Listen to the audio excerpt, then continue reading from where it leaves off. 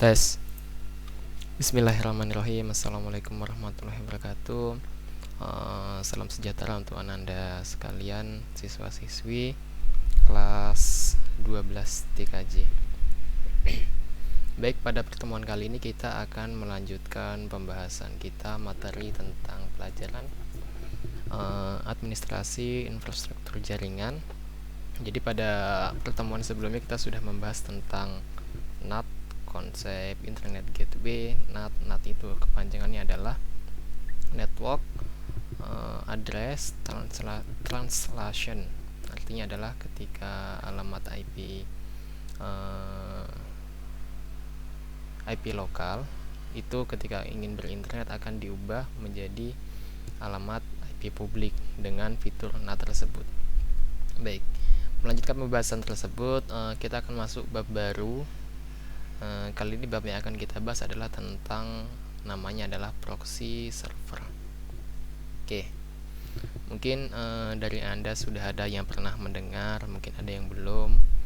Maka kali ini kita akan sama-sama melihat, mereview apa itu proxy dan bagaimana nanti kita akan coba cara konfigurasinya pada routerboard MikroTik.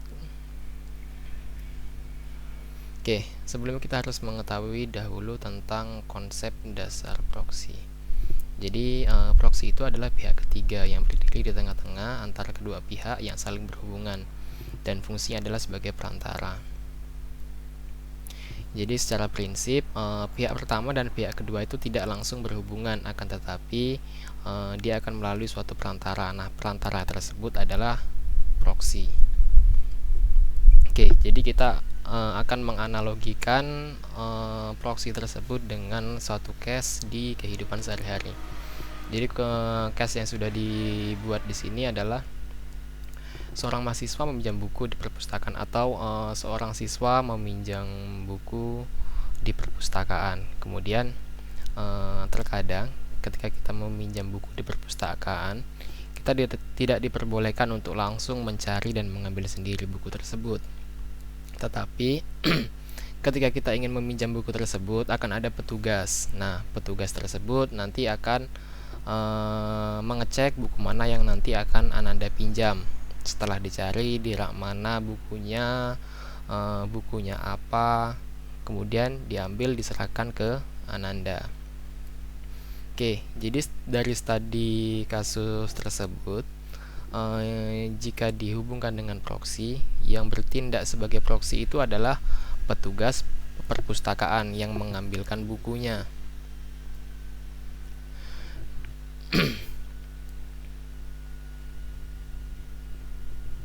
Oke, jadi kira-kira yang menjadi proxy itu adalah seorang petugas perpustakaan. Oke, itu adalah kasus yang pertama. Jika kita analogikan dengan kasus selanjutnya, contoh dari proxy adalah ketika Ananda masuk di dalam suatu toko atau supermarket atau suatu kedai, dimana ketika Ananda masuk, Ananda tidak diizinkan untuk mencari barang yang Ananda cari atau Ananda ingin beli, tetapi Ananda sebutkan, misal saya ingin mencari obat ini. Nah, kemudian si pemilik toko akan mencarikan, atau pekerja atau penjaga toko akan mencarikan barang apa yang Ananda ingin cari, kemudian diserahkan. Nah, jadi dari analisa tersebut Ananda tidak dapat mengambil barang yang Ananda cari, tetapi harus melalui petugas. Nah, jadi petugas itu adalah buah perantara. Jika dihubungkan dengan proxy tersebut, jadi petugas itu adalah pihak ketiga. Oke, kita akan melihat apa kelemahan dan kekurangan dari proxy tersebut.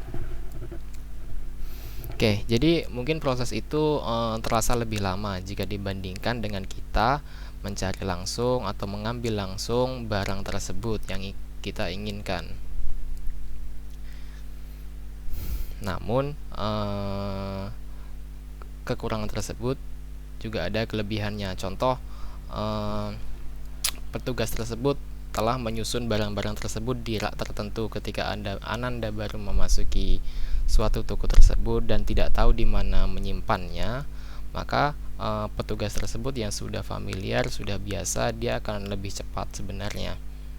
Lebih cepat karena dia tahu barang Ananda ini diletakkan di mana dibanding Ananda mencarinya sendiri, dikelilingi tokonya, dicari di sini. Jika penjaga toko yang mencarikan, otomatis akan lebih cepat sebenarnya. Oke, jadi proxy itu sebenarnya mempunyai 3 fungsi pokok. Yang pertama adalah connection sharing, yang kedua adalah filtering, dan yang ketiga adalah caching. Oke, fungsi yang pertama tentang connection sharing.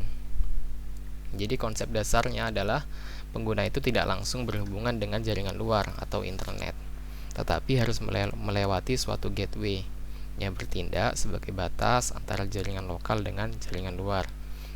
Oke, seperti yang kita bahas tadi, ada perantara yaitu proxy-nya. Gateway ini sangat penting ya, karena jaringan lokal itu harus dapat dilindungi dengan baik dari bahaya yang bersumber dari internet, karena internet itu adalah sumber dari segala macam sebab. Kemudian gateway juga bertindak sebagai titik di mana sejumlah koneksi dari pengguna lokal akan terhubung kepadanya, dan suatu koneksi ke jaringan luar juga terhubung kepadanya, yaitu lebih kepada konsep perantara tadi.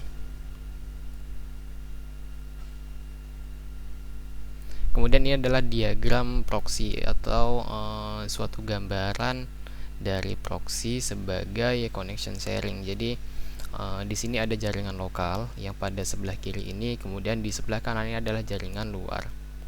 Jadi setiap pengguna di dalam jaringan lokal jika ingin berinternet itu harus melewati proxy, dan proxy ini juga sebagai gateway, sebagai filter yang memiliki beberapa fasilitas. Oke, cara kerja proxy sendiri adalah memotong hubungan langsung antara pengguna dan layanan yang diakses. Jadi Ananda mengakses apa itu nanti akan melewati suatu proxy, tidak langsung terhubung ke alamat tujuan. Misal ketika ingin mengakses suatu situs, contohnya adalah Facebook, maka sebenarnya Ananda tidak langsung terhubung ke Facebook, tetapi harus melewati server si proxy tersebut. Jadi proxy itu dilakukan dengan mengubah alamat IP, lalu memetakan dari alamat IP lokal ke suatu alamat IP proxy yang digunakan untuk jaringan luar untuk berinternet. Pada prinsipnya, hanya alamat IP proxy tersebut yang akan diketahui di internet. Nah, itu juga salah satu kelebihannya. Jadi ketika kita ingin mengakses suatu web tertentu, situs tertentu, sebenarnya yang terbaca pada web server mereka itu adalah alamat IP proxy kita, bukan alamat IP kita. Jadi sebenarnya itu lebih safety lagi ya. Karena jika kita sebenarnya ini ada plus minusnya juga ya. Jadi kalau kita ingin mengakses suatu web tertentu dan tidak ingin diketahui kita bersumber dari mana, alamat IP kita berapa, maka kita bisa menggunakan layanan dari proxy. Karena dari kita menggunakan proxy tersebut, pemilik web server tidak akan tahu kita itu ada di mana, kita itu siapa. Yang diketahui adalah alamat IP proxy kita. Kemudian ada fitur yang kedua, yaitu fungsi yang kedua adalah filtering. Yang pertama tadi adalah tentang connection sharing, lalu yang kedua adalah dengan filtering. Oke, filtering itu bekerja pada layar aplikasi sehingga berfungsi sebagai firewall, paket filtering yang digunakan untuk melindungi jaringan lokal dari serangan atau dari jaringan luar. Jadi tidak sembarangan orang bisa masuk ke jaringan kita karena sudah ada fitur filter dalam proxy tersebut. Kemudian web proxy sendiri juga berfungsi melakukan filter atas paket yang lewat, dari, dan ke ya. Jadi dia akan memfilter paket yang akan lewat maupun paket yang mau lewat gitu, yang sudah lewat. Jadi kita ingin mengakses mana itu nanti akan difilter boleh atau tidak. Kemudian paket yang datang juga akan difilter, ini boleh masuk atau tidak. Jadi seperti pemeriksaan security lah ya, mungkin ya lebih tepatnya kayaknya. Jadi akan difilter, dipilih ini boleh lewat atau tidak, seperti itu kira-kira.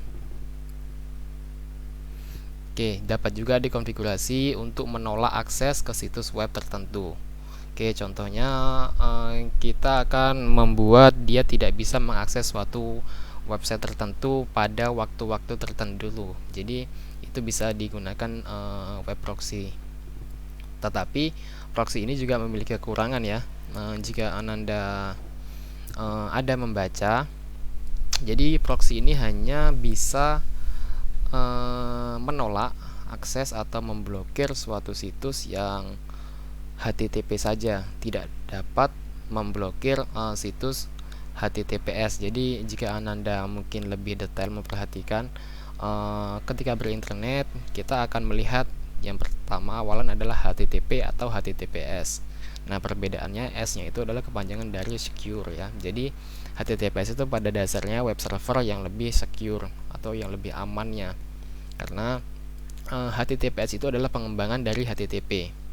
Nah, web proxy sendiri atau proxy server sendiri dia hanya bisa menolak web yang belum secure. Jadi hanya situs web yang HTTP saja. Kalau situs yang HTTPS seperti Facebook, YouTube dan segala macamnya itu bisa dilakukan filter tapi tidak menggunakan proxy. Jika pada MikroTik kita bisa menggunakan layanan dari layer 7 protokol untuk memblokir suatu situs, contohnya Facebook, YouTube dan lain sebagainya. Oke. Kemudian yang keempat adalah dapat dikonfigurasi untuk hanya memperbolehkan download FTP dan tidak boleh mengupload FTP. Ya, jadi itu juga dapat dilakukan. Bisa juga dilakukan proxy ini memfilter tidak dapat mendownload suatu file yang berekstensi PDF misalnya atau Word misalnya. Jadi itu bisa dikonfigurasi. Jadi ini adalah maksud dari fungsi proxy itu sebagai filtering. Kemudian fungsi yang selanjutnya adalah dengan caching ya. Proxy ini memiliki mekanisme penyimpanan objek yang sudah pernah diminta dari server-server di internet. Kemudian proxy server yang melakukan proses di atas biasa disebut dengan cache server. Mekanisme caching akan menyimpan objek-objek yang merupakan hasil permintaan dari para pengguna yang didapat dari internet, kemudian disimpan dalam ruang disk yang disediakan atau di dalam cache itu sendiri. Jadi jika kita pahami, sebenarnya caching ini adalah ketika misal Ananda membuka suatu web Facebook misalnya. Jadi halaman Facebook itu ketika kita membukanya di situ ada objek, ada gambar, ada tulisan. Nah, pernah nggak ketika Ananda membuka Facebook kemudian paketnya habis, tapi Facebook itu masih bisa dibuka dengan gambar yang sebelumnya. Gambar yang sebelumnya mungkin dia hanya berbeda, tidak update saja, tetapi masih ada tampilannya, masih ada gambar sebelumnya, status orang apa, tulisannya apa. Nah, sebenarnya itu disimpan dalam caching tersebut. Jika tidak disimpan dalam caching, maka ketika kita membuka Facebook akan membuka halaman ulangnya. Nah, itu plus minusnya adalah ketika kita membuka dari awal maka kita akan menggunakan bandwidth yang cukup besar.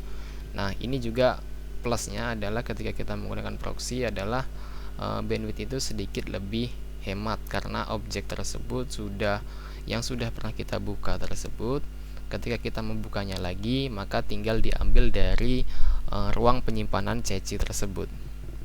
Jadi kurang lebih seperti itu tentang pengantar tentang proxy.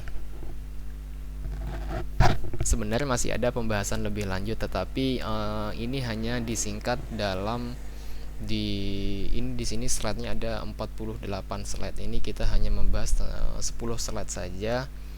Sisanya nanti kita akan bahas di pertemuan selanjutnya. Atau mudah-mudahan ketika sudah masuk kita bisa membahasnya lebih lanjut karena cukup panjang juga pembahasannya. Kemudian kita akan langsung mencoba membuat proxy server, mengkonfigurasi. Jadi tadi adalah pengantar, kemudian sekarang kita akan mencoba membuat konfigurasi proxy di dalam routerbot MikroTik.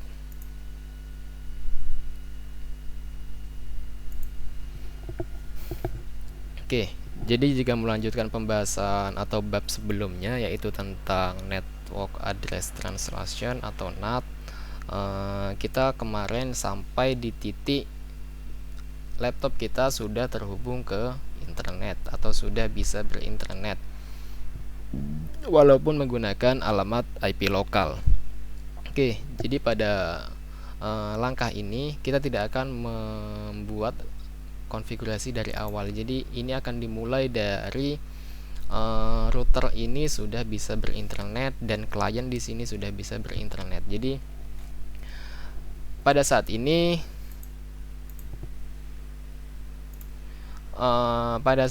sumber internet saya yang biasa kita menggunakan atau biasa kita konfigurasi itu melalui Ethernet 1. Kali ini saya ubah menjadi dari WLAN. Kenapa? Karena sumber internet saya tidak dari lab, tetapi sumber internet saya adalah dari tethering HP saya. Maka dari itu saya menggunakan sumber internetnya dari WLAN. Ini akan saya aktifkan menerima akses internet. Kemudian Ethernet di sini running di sini. Kenapa? Karena saya menghubungkan Ethernet 3 ini ke dalam laptop saya. Nah, ini yang akan saya gunakan sebagai konfigurasi. Jadi sampai tahap ini laptop saya sudah terhubung ke internet melalui jaringan lokal yang ada di Mikrotik. Oke. Jadi jika Ananda sebelumnya sudah mengerjakan tugas yang sudah saya berikan tentang menuliskan fitur-fitur yang ada di dalam aplikasi Winbox, sebenarnya sudah ada fitur di paling bawah ini adalah web proxy. Jadi kita membukanya pada menu IP, kemudian ada sub menu web proxy di sini. Oke. Secara default, maaf ini sudah saya ganti ya, belum saya reset. Jadi ini adalah tampilan dari web proxy. Oke. Jadi secara default ini belum aktif ya. Tetapi karena tadi saya sudah mencoba, maka sudah tercentang enable-nya. Secara default akan seperti ini dan portnya adalah 8080. Oke. Hal yang pertama kita lakukan adalah buka menu IP, kemudian pilih web proxy dan ini adalah tampilannya. Kemudian kita akan mengaktifkan web proxy-nya di checklist enable-nya. Kemudian portnya secara default tadi adalah portnya adalah 8080, tetapi saya biasa menggunakan 100 ya. Sebenarnya port ini tidak harus 8080 ataupun 100, tidak ada patokan. Hanya saja port ini kita menggunakan port mana yang belum terpakai. Jangan sampai ada port yang bentrok gitu. Contohnya port 80 itu jangan digunakan karena itu untuk situs HTTP. Jadi saya biasa menggunakan untuk percobaan saja itu menggunakan port 100 karena itu belum terpakai. Kemudian setelah di checklist enable atau diaktifkan, dimasukkan portnya berapa. Ini chat administrator ini sebenarnya opsional aja. Saya mencontohkan dengan nama TKJ saja.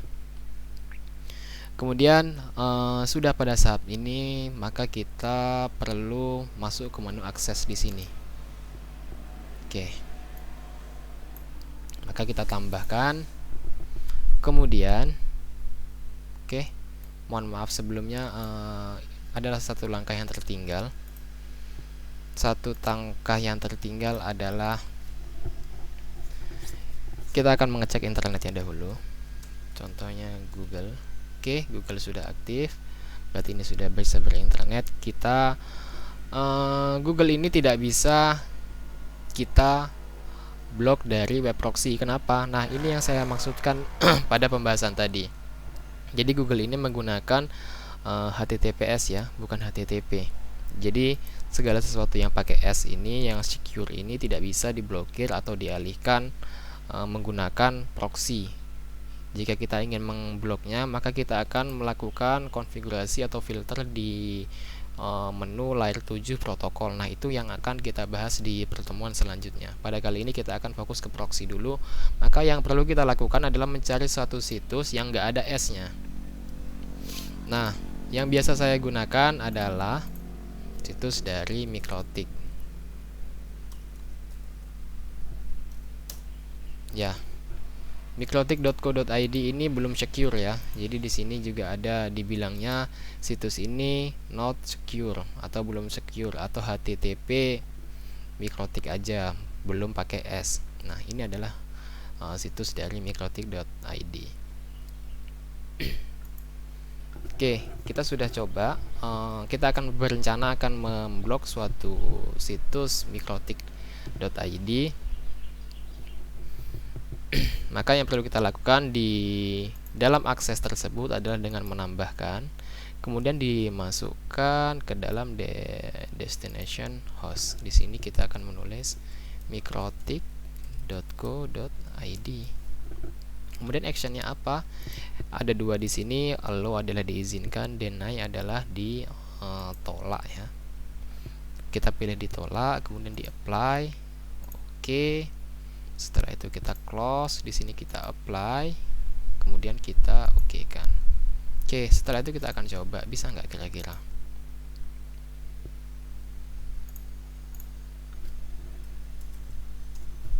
Ya, ternyata masih bisa. Maka kita akan coba lihat konfigurasi pada firewallnya. Kita akan tambahkan di dalam fitur NAT, kemudian di dalam general ini chainnya kita ubah dari SRC NAT menjadi DST NAT. Kemudian protokolnya kita pilih 6 TCP, protokol TCP. Kemudian destination portnya adalah port 80 dan actionnya adalah redirect ke port 100. Kita akan coba. Oke, kita akan lihat. Oke, jika belum bisa, maka langkah selanjutnya adalah kita akan restart networknya.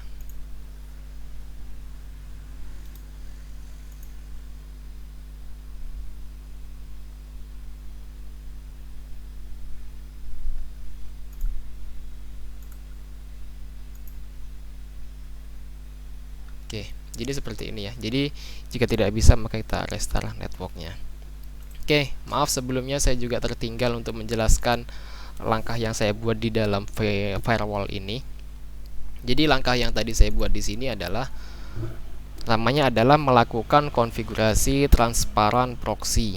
Ya, jadi tadi jika kita tidak melakukan membuat suatu aturan di transparan proxy ini, maka kita bisa membuat proxy tersebut bisa berjalan dengan membuatnya manual gitu ya.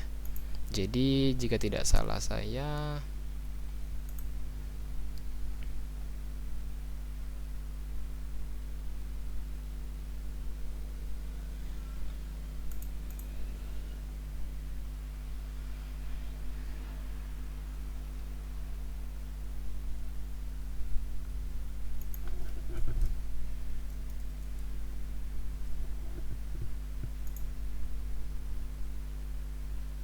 Oke, jika kita tidak mengaktifkan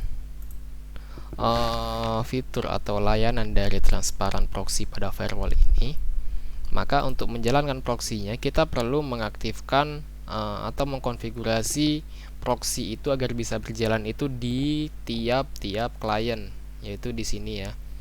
Kalau dulu zaman saya yang masih menggunakan itu saya menggunakan jika tidak salah dulu di web browser-nya. Karena sudah lama saya tidak gunakan, saya tidak ingat. Di sini juga ada fiturnya di setting pada Windows. Jadi ini cukup ribet ya. Kenapa cukup ribet? Misal dalam suatu jaringan kita memiliki 100 klien. Maka ketika kita ingin mengkonfigurasi proxy, maka tanpa menggunakan transparan proxy ini, kita akan mengkonfigurasi sebanyak 100 klien tersebut. Nah, hal inilah yang bisa diatasi dengan transparan proxy. Kenapa? Transparan proxy ini adalah tujuannya, jika kita lihat konfigurasinya, maka dia akan secara prinsip paket yang masuk itu dari port 80 itu actionnya adalah redirect atau dialihkan, dibelokkan ke port 100. 100 ini port mana? 100 ini adalah port dari proxy. Jadi maksudnya segala sesuatu yang masuk itu secara otomatis akan dimasukkan ke proxy dulu, jadi nggak langsung ke klien. Itu yang berfungsi sebagai perantara tadi. Nah, ini ketika kita sudah mengaktifkan fitur ini, kita tidak perlu mengaktifkan konfigurasi proxy di masing-masing klien. Jadi secara otomatis ketika kita menggunakan layanan dari transparan proxy, maka otomatis klien itu sudah terhubung ke proxy ya. Jadi kalau kita hapus, ini sebenarnya proxy tidak berjalan. Kenapa? Karena di komputer atau di browser ini belum dikonfigurasi proxy-nya. Tetapi ketika kita mengaktifkan transparan proxy, walaupun di klien itu tidak dikonfigurasi, secara otomatis MikroTik ini akan memasukkan paket yang masuk itu akan dibelokkan ke proxy dulu gitu. Jadi itu adalah plus minusnya kenapa kita menggunakan transparan proxy. Nah, jadi langkah ini karena dari segi efisiennya itu sudah umum dipakai dan rata-rata dipakai tiap konfigurasi proxy. Oke, ini adalah langkah yang tertinggal tadi tentang penjelasan dari transparan proxy. Kita kembali ke menu IP, kemudian web proxy. Oke.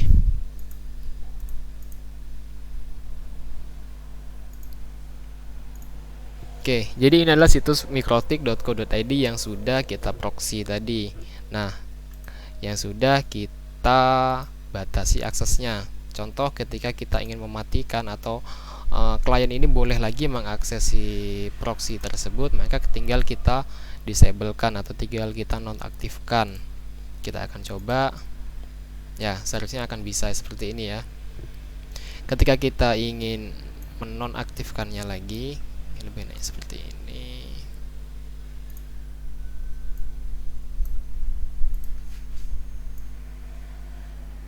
Oke, ketika kita aktifkan lagi,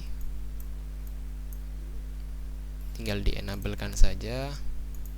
Nah, yang akan terjadi adalah dia akan di forbidden. Nah, itu adalah cara memblok. Nah, misalnya nih kita ingin mengalihkan, yang ingin mengakses MikroTik itu kita alihkan jadinya mengakses Google misalnya, maka kita hanya tinggal menambahkan google.com di sini. .com. Redirect itu adalah dialihkan ke Google. Jadi akses ke mikrotik.co.id itu tidak diizinkan, tapi dialihkan ke google.com. Contoh. Kita akan lihat. Ya, secara otomatis ketika kita membuka mikrotik.co.id, yang akan terbuka adalah si Google. Gitu ya. Jadi dua fungsi tadi sudah kita lihat cara konfigurasinya, cara membatasi aksesnya, cara mengalihkan. Jadi fokus kita di proxy hanya pada dua hal tersebut. Jadi bagaimana caranya memblok, kemudian cara mengalihkan.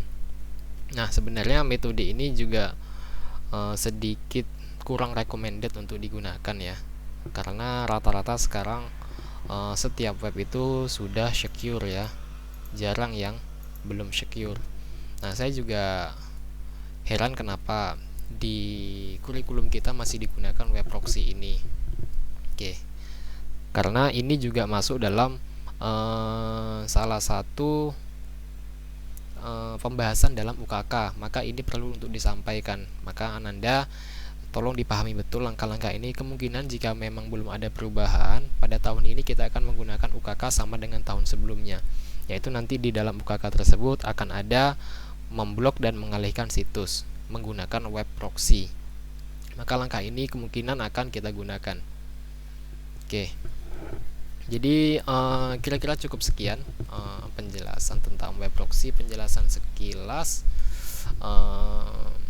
kemudian tutorial juga sekilas. Harapan saya semoga keadaan ini cepat berlalu, kita segera kembali berkumpul seperti sedia kala, beraktivitas seperti biasanya.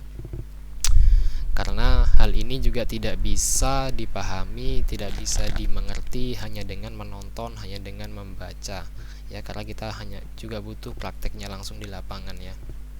Saya memahami keterbatasan itu, dan keadaan kita, maka untuk sementara walaupun kita sulit untuk menerima proses seperti ini, coba untuk dijalankan semampunya saja. Oke, sekian tutorial tentang web proxy, tentang konfigurasi proxy, dan tentang pengantar proxy. Kurang lebihnya saya mohon maaf. Pesan saya tetap sama, jaga diri Anda baik-baik, usahakan selalu sehat, dan pastikan ketika masuk teman-teman kalian dan kalian tetap ada dan utuh. Terima kasih atas waktu dan kesempatannya. Saya Hari, wassalamualaikum warahmatullahi wabarakatuh.